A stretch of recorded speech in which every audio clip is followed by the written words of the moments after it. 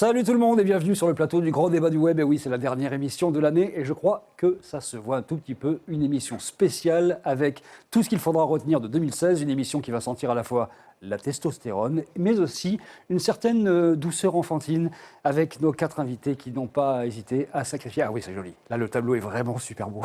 Bonjour à tous, les 4 invités de cette émission.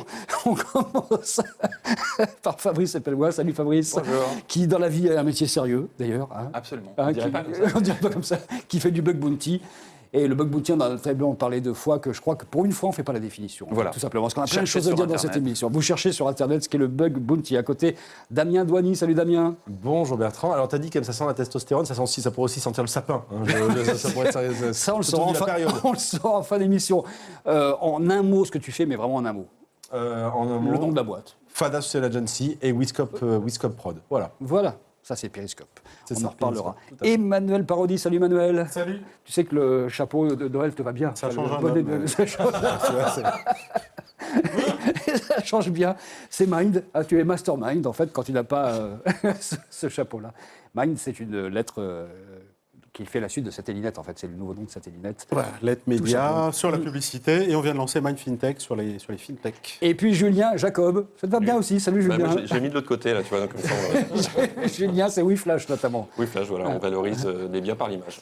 On a décidé pour cette dernière émission, et d'ailleurs on fera la même chose après les fêtes, avec les mêmes, on recommencera d'ailleurs, de faire 2 émissions en tout sur ce qu'il faut retenir de l'année 2016. On parlera dans la deuxième d'événements, des fails de l'année 2016, des symboles qui resteront de l'année 2016. Et pour cette émission de Noël, la dernière de l'année 2016, on va parler des services web que vous avez choisis, plébiscités, vous 4, sur cette année, de la start-up qui vous semble la plus importante, la plus intéressante.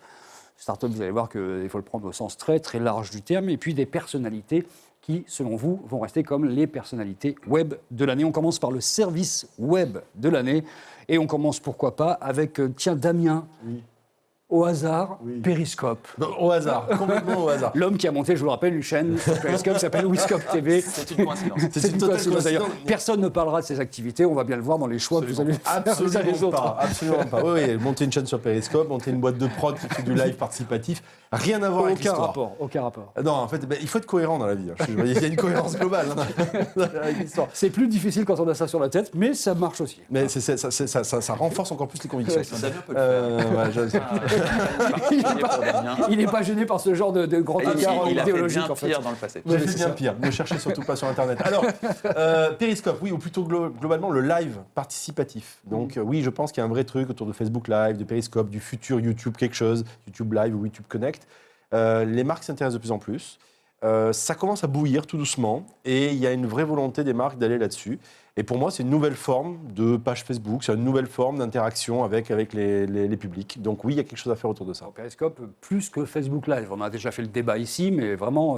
On va dire que C'est les deux justifié. aujourd'hui, oui, on va dire que Periscope a, je trouve, un côté un peu plus participatif ou conversationnel que Facebook Live, mais dans le fond, ça reste pareil. L'idée, ce n'est pas faire juste du live stream, en gros de la télé, c'est de faire de l'interaction. Donc autrement dit, de l'engagement des gens qui regardent. Et c'est ça la vraie grande différence. Et pour l'instant, peu de gens l'ont compris. Donc c'est ça qui, à mon avis, va se développer en 2017. Et d'ailleurs, on s'en fout parce que le projet de Twitter, non mais le projet de Twitter, c'est de faire de la télé.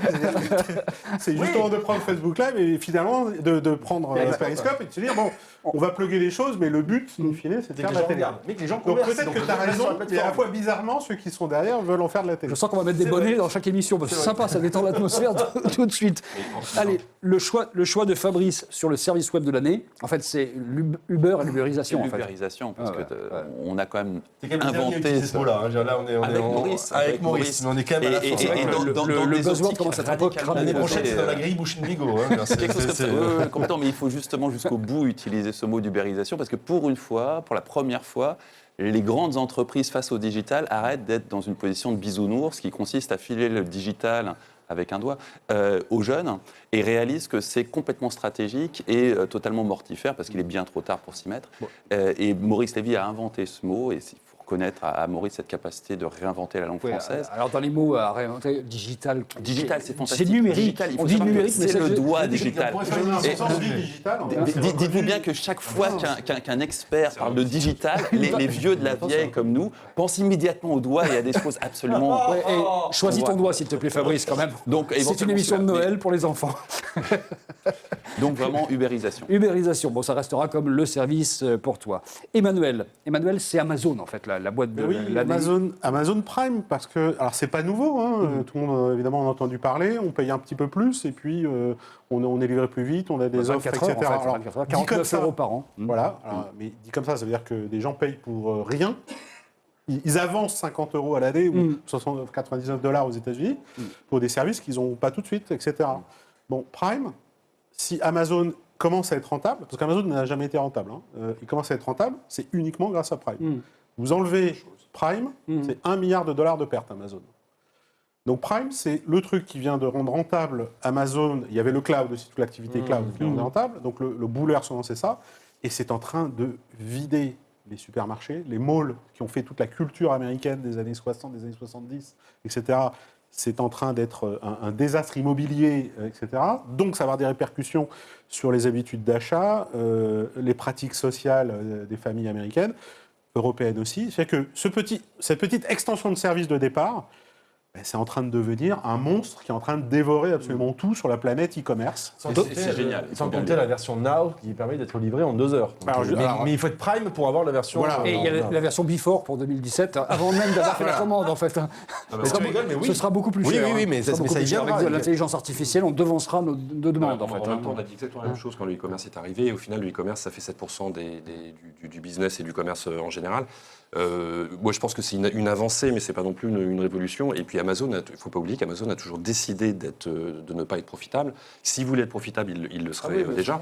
Et donc, c'est juste une boîte qui a une excellente stratégie avec Oui, ça c'est le moins qu'on puisse dire. Et puis ils sont en train d'offrir en France en plus tous leurs services vidéo qui veut concurrencer Netflix pour le prix d'Amazon Premium. Y compris, oui. Donc ça veut dire que pour 49 € en France, parce qu'aux États-Unis on paie séparément, en Allemagne on paie séparément, ou un prix beaucoup plus important, en France pour 49 €, on a la totale. En tout cas dans un premier temps, ce qui est absolument tueur sur le marché. Quoi. Et le cloud est gratuit pour toutes les photos, etc. Donc, une fois qu'on a mis les photos du bambin, on ne va pas se désabonner en janvier, le 1er janvier de l'année suivante. C'est un peu le piège, évidemment. Le service pour Julien. Alors, bon, il a décidé de se démarquer, Julien, tout au long de cette émission. Il a choisi les choses dont tout le monde a entendu parler. C'est une application qui s'appelle Glasses Off. Oui, parce que, alors que j'ai découvert cette année. Parce La que, pub de l'année, hein. Attention, ça rigole pas. Que j'ai découvert cette Je suis année. le seul à avoir des lunettes ici. Qui a été lancé il y a 2-3 ans. En fait, ça concerne. C'est un des rares cas où ça concerne 80% d'une population, c'est-à-dire les gens qui commencent à avoir des problèmes de presbytie. Ah bah c'est plus mon Et cas, là, on moi, ça fait découvre longtemps un que ça a truc commencé. incroyable, c'est que la solution n'est pas dans l'achat d'une paire de lunettes, mais la solution, elle est dans le cerveau, parce que c'est des ingénieurs extrêmement sérieux israéliens en neurosciences qui ont trouvé la manière de faire que le cerveau s'adapte et corrige les erreurs de l'œil. Je l'ai essayé. Alors, au début, on n'y croit pas. Donc, évidemment, je suis allé voir mon ophtalmo. Je lui ai dit, mais qu'est-ce que c'est que ça ? Aucun ophtalmo ne rigole sur cette histoire-là, parce qu'en fait, c'est des choses qui sont connues. Et c'est un truc où vous faites des exercices de 7 minutes Sur tous les son jours, téléphone. sur son téléphone. Alors, c'est pas vraiment un service web, d'ailleurs, enfin, web mobile, de toute façon, tout ça se mélange. Mais je trouve incroyable de se dire que finalement, la solution, elle est dans l'adaptabilité du cerveau. Exercices et le cerveau, Tu entraînes le cerveau. Tu entraînes le cerveau réapprend, et le cerveau corrige ton œil, ce qui est quand même... voilà. Alors ça marche pour les gens qui ont des problèmes de lecture et qui ont des lunettes de lecture basique. Oui, c'est la On est presbytie d'accord. de base. C'est avec les gens qui ont des lunettes comme les miennes avec beaucoup ouais. de technologie à l'intérieur. Ça marche pas, on peut pas J'ai rééduquer le toujours su cerveau. tes lunettes avec quelque chose de particulier. C'est savez- de la réalité augmentée, en fait. Il y a peut-être des lasers aussi. Absolument. D'ailleurs, il y a tellement de réalité augmentée que je vois tout le monde avec des chapeaux de Noël aujourd'hui. C'est pour vous dire qu'il se passe des Non, mais trucs, c'est cela dit, vachement bien ceux qui foutu. sont presbytes et myopes, parce qu'il y en a plein ou d'autres, ça corrige quand même la partie presbytie, ça corrige la partie de près. Quoi. On passe aux startups. La startup de l'année 2016, selon nos 4 chroniqueurs. On recommence, tiens, par Fabrice, par exemple, tiens. Alors moi, ma start-up de l'année, c'est Palantir. Tiens, C'est une c'est gigantesque, étonnant. C'est étonnant, énorme ça. boîte valorisée des milliards. C'est parti des licornes, mais des licornes très discrètes, parce que son principal bis, c'est la surveillance de masse. Et Palantir, qui a été fondé par Peter Thiel, un monsieur numérique de Donald Trump, a remporté un marché fantastique cette année, qui est celui de la surveillance des citoyens français. Absolument. Et notre ami Bernard, qui est passé Premier ministre entre-temps, a eu la riche idée... Ton ami Bernard Cazeneuve. Hein. Notre ami a eu la riche idée de signer un contrat avec Palantir et il a donné comme ça, dans le cloud, les données de surveillance de tous nos concitoyens de façon à ce que Peter Thiel et ses petits camarades, dont Donald Trump, surveillent la population française pour faire Dieu sait quoi. C'est ce qu'on appelle la souveraineté, paraît-il. C'est ce qu'on appelle la souveraineté numérique. Et quand on sait qu'on peut par exemple suivre l'opinion publique en temps réel avec ce genre d'outils, et que forcément ça a été utilisé dans la campagne de Donald Trump, qui est beaucoup plus subtil que ce qu'on nous en a dit. On en a fait une émission spéciale, s'attend d'ailleurs. quand même à quelque chose de fantastique dans au moins la présidentielle, si ce n'est l'après-présidentielle. Mais cette start-up restera dans le quinquennat. Bon, on savait que nos données partaient quand même assez souvent de l'autre côté de l'Atlantique. Là, cette fois-ci, Oui, mais c'est là, on beaucoup les plus donne. clair. C'est On paye pour ça. Maintenant, en plus, on paye pour ça. Ok, voilà, Il n'y a personne. Alors, c'est aussi l'inconvénient, c'est qu'il n'y a pas d'alternative à Palantir. Et que, fondamentalement, quand on en est à collecter toutes les informations possibles et imaginables sur une population comme la France, c'est quand même 60 millions de personnes, même plus, il n'y a pas d'autre solution que Palantir pour surveiller. Donc, on est en train de donner la souveraineté française aux États-Unis, pile au moment où les États-Unis sont en train de voir leur démocratie sombrer, un peu avant la nôtre, curieusement. On aurait pu s'attendre de l'inverse. Ils ont toujours été en avance, je te rappelle. C'est vrai. Les Américains ont toujours été en avance, il faut leur reconnaître ça. Mais ils vont nous entraîner dans leur chute, ce qui va être extrêmement drôle pour des gens comme moi qui agitent le drapeau rouge depuis 10 ans en disant attention, Et attention. là, attention, joyeux Noël. Alors, Là, là, on parlait tout à l'heure du grand écart, mais là, le discours... Oui, alors forcément, effectivement, je ne suis pas habillé de façon... Si tu pouvais terminer par un joyeux Noël, ça serait bien, ça mettrait un petit peu... Objectivement, ça fait 10 ans que j'essaie de prévenir sur ces trucs-là, donc j'en suis arrivé à ce genre de choses. Alors, on focalise dans ça. en même temps, c'est... La fin du monde, ça se précise. On sent tous que tu vas y arriver. C'est jubilatoire pour les gens comme moi, parce que pendant des années et des années, on me traitait de complotiste. Maintenant que ça arrive en réel et qu'effectivement, c'est exactement ce qu'on avait raconté, En même temps, c'est totalement c'est un peu le bonnet du fou du roi, et le fou du roi a toujours dit la vérité dans l'histoire. Hélas. Ne l'oublions pas, c'est la touche à télo de cette émission. Damien, Oui. Sigfox. Oui, Sigfox. Ben, oui, parce qu'en fait, honnêtement... Alors, rappelle en deux mots ce que fait Sigfox. Bon, en gros, Sigfox, c'est une société toulousaine qui a pour objectif de déployer un réseau, on va dire, dédié aux objets communicants. Ouais. En gros, l'équivalent du GSM, Le mais Twitter version des objet télécoms, dit communicant. son patron. Ce qui est bien, c'est Pardon, dis-moi. le Twitter des télécoms. En fait, on fait Ouais, passer très d'accord. peu d'informations dans un réseau qui... C'est le patron de Sigfox. Hein, Oui, qui bah, le dit lui-même, il hein. a été bien médiatraîné, manifestement.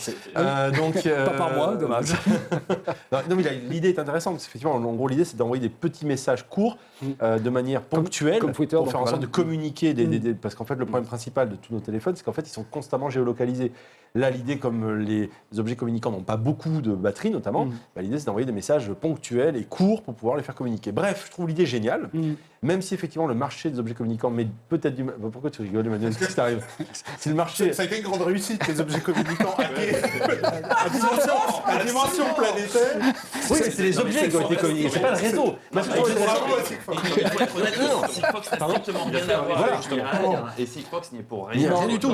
C'est vrai aussi. Internet, mais là, c'est son réseau à lui. Voilà. Théoriquement, ça ne devrait pas Donc, ce qui est On va pas intéressant, accuser le c'est réseau ça. lui-même. C'est pas surtout le la réseau. vision qui est derrière celle-là. Mirail avec Sigfox, la bande Voilà. passante de Sigfox, c'est pas suffisant. Exactement. Donc c'est en ce sens que je trouve ça intéressant. C'est le fait de se dire un réseau dédié, émergent pour cette nouvelle génération. Après, succès commercial ou pas, c'est une autre question. Je parle des objets communicants eux-mêmes. Mais l'idée d'avoir ce réseau-là, pour les raisons qu'on vient de dire, notamment de sécurité, etc., je trouve pas ça idiot. Je trouve ça très visionnaire. Et pour une fois que c'est une boîte en plus française qui a eu la bonne idée de faire ça, Qui a- voilà. C'est une vraie pépite. Hein. Levé- C'est vraiment la levée, c'était totalement 150 stratégique, millions. hein. cette année. 150, je 150, crois, la plus grosse hein, levée française de l'année, Oui. je crois bien. Et franchement, Mais je trouve que ça c'est les une mérite. belle idée. C'est Ouais. une vraie pépite Ouais, de la technologie française. Il n'y a plus qu'à espérer qu'elle ne soit pas vendue à l'étranger dans les années qui viennent. Voilà. Et puis surtout, les visions qu'ils ont derrière, c'est qu'en fait, à partir du moment où tous ces objets-là sont connectés, il n'y a plus besoin d'avoir justement des devices qui ont eux-mêmes leurs microprocesseurs, leurs batteries, etc. Et donc, en fait, la vision qu'ils ont derrière, c'est d'enlever toutes les réplications de tous les puces qu'on rajoute un peu partout parce qu'il faut avoir un calcul à un moment. Comme en fait c'est fait par le réseau, ça évite en fait de mettre des objets partout, des batteries partout, etc. On n'a plus que des terminaux.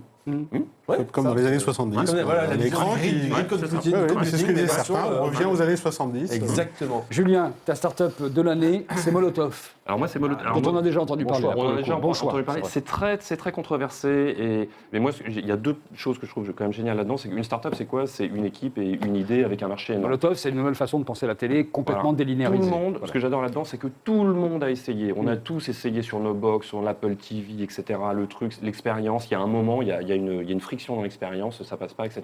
Je ne sais pas du tout s'ils vont réussir, après on discutera des personnes, mais en tout cas, l'ambition, puis c'est quand même Allociné, Canal+, enfin Jean-David Blanc, l'ancien l'ancien fondateur d'Allociné. Donc c'est un mélange entre des gens qui viennent du web, qui viennent de la télé et qui ont pour ambition de révolutionner le truc sur lequel on s'est tous plantés en pensant qu'Internet allait remplacer la télé, etc.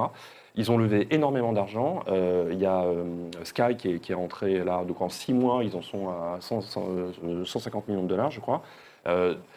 Il y a un potentiel énorme et je pense que et puis c'est une start-up française pour le coup, ça peut devenir un truc énorme comme ça peut faire un shit total face à l'Apple TV. Énormément poussé sur leur catalogue Oui, alors ce qui est Apple TV. surprenant, c'est que même l'Apple TV, qui était pourtant un concurrent, les a poussés, et même les chaînes qui au début y allaient avec des gros freins pensant qu'ils pouvaient faire la même chose, sont en train de rentrer dedans. Donc on est en train de se dire, il est en train de se passer un truc, et en tout cas c'est hyper intéressant. Il y a du et dans monde, 6 hein. mois, c'est incroyable. Entre Jean-David Blanc et Lescure, c'est vrai que ça fait du poids quoi, dans le marché français tout d'un coup. Ça permet de peser quand même sur la production. Bon, Molotov, on va voir ce que ça donne, parce que là, Voilà, c'était l'année de lancement. C'est la surprise de l'année pour moi. La surprise de l'année La- 2017, l'interface, c'est ce sera est-ce que ça confirme ou pas. Mais en tout cas, le service a été salué unanimement par les produits web comme étant un très très beau service d'entrée de jeu. Une expérience utilisateur absolument parfaite, quasiment parfaite pour le lancement, ce qui est vraiment assez étonnant.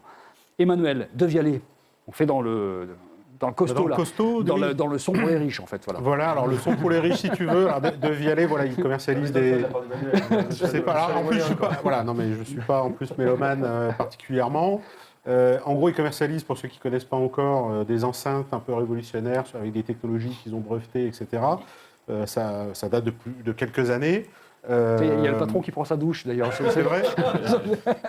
Ça ressemble à mon aspirateur. Bon, ça, c'est un peu ce qu'on leur reproche. Hein. Ça ressemble à un petit aspirateur. C'est vrai aussi. Le son est magnifique, plus que sur le plateau. C'est une boîte, c'était 3 millions, un peu plus de 3 millions d'euros de chiffre d'affaires en 2012. Et là, ça va probablement passer les 50, 60, je crois, en 2016. Et ils sont en train de s'attaquer au marché chinois. Mine de rien, c'est une des rares boîtes qui explose en France sur un marché qui auparavant, c'était Apple. C'était voilà, sur des objets à la fois design, à la fois révolutionnaires technologiquement. Et effectivement, par contre, très haut de gamme. Des enceintes de salon qui font 4500 watts, vous en mettez deux, ça vous fait 9000 watts. Voilà. 9000 watts, vous pouvez faire un concert et vous faites dégager tout le monde à 300 mètres. Hein. Ils travaillent sur l'adaptation pour le prolo de leur technologie. Qui demain, ça va être intégré dans tout et n'importe quoi, leur techno, et ça sera tout à fait abordable. Et ils ont une stratégie qui n'est pas con, qui consiste à faire payer les riches dans un premier temps leur R&D pour ensuite... C'est les Robin des Bois de la technologie du son. comme ça, enfin, c'est ça, ça, par Pas exemple. voilà, mais disons c'est qu'on pourra intéressant. tous avoir du De Vialet à terme. Ouais, pour l'instant, c'est un peu cher. 1900 Pour l'instant, balles c'est un peu l'enceinte, cher. c'est un petit peu cher. C'est un peu cher. Justement, c'est pour ça qu'ils ont levé 100 millions d'euros. Ouais. Et d'ailleurs, il y a Sharp, donc les TV connectés, et Renault qui sont entrés dedans. Et ils disent qu'il y a 3 milliards d'objets vendus chaque année avec du son dedans quelque part. Et effectivement, ils vont s'intégrer dans tout ça. Il paraîtrait qu'ils discutent avec Apple aussi. Donc ça veut dire s'intégrer sur les télés. Mais moi, je trouve qu'il y a un truc encore plus intéressant derrière. C'est qu'ils ont une telle maîtrise du traitement du signal. Il y a un truc sur lequel ils sont très forts, c'est la reconnaissance vocale. La reconnaissance vocale va devenir le clavier dans 6 mois. C'est-à-dire que notamment dans une voiture, il y a plein d'instructions qui peuvent se donner là-dessus. Là-dessus, ils sont hyper en pointe. Et l'histoire avec Renault, qui est rentré au capital, je pense que c'est ça, c'est la capacité, au-delà d'écouter de la bonne musique dans de bonnes conditions, que le retour de la voix permette de manipuler. Et la spatialisation du son dans la voiture aussi, qui Ouais. permet de créer des ambiances, surtout si la voiture un jour devient autonome, ou finalement ça devient une sorte de salon roulant. Ils ont craqué le code qui fait que quand on augmente la puissance, on n'a pas nécessairement une perdition totale de la qualité. Ça, c'est les premiers à arriver à faire Et ça. ils sont capables d'annuler C'est, du son aussi. ouais. Comme vous savez, ce que les casques, ils annulent du son dans une pièce. Ouais. Donc là, on se dit qu'il y a plein de choses à faire. Tu vois, ils sont en train de changer vraiment le monde du son. On termine avec les personnalités pour cette 49e émission du Grand Débat du Web, la dernière de l'année 2016, celle de Noël. Je pense que ça se voit un tout petit peu. Avec les personnalités marquantes de l'année. Tiens, Emmanuel, un petit salut militaire, je ne sais pas, notre cher secrétaire d'État au numérique. Eh ben, un petit salut à Axel Lemaire. Elle est attaquée de partout pour son bilan, qui malheureusement est pas tip-top, c'est pas sa faute. Et honnêtement, la loi numérique, elle a été dépouillée. Bien, là. Non, mais Je vais juste attaquer le maire sur son je vais- bilan, elle en a pas. je vais expliquer. Voilà, non, mais je vais expliquer. On est Ah, quand j'aurais même peut-être pas dû confronté- commencer par ça, en fait. on est confronté depuis plusieurs années à des successions de ministres ou de secrétaires d'État chargés du numérique.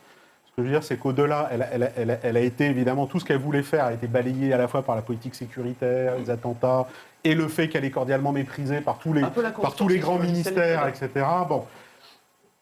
En attendant, elle a très modestement défendu une manière de faire de la politique qui était un peu inattendue en France, qu'on n'a pas l'habitude.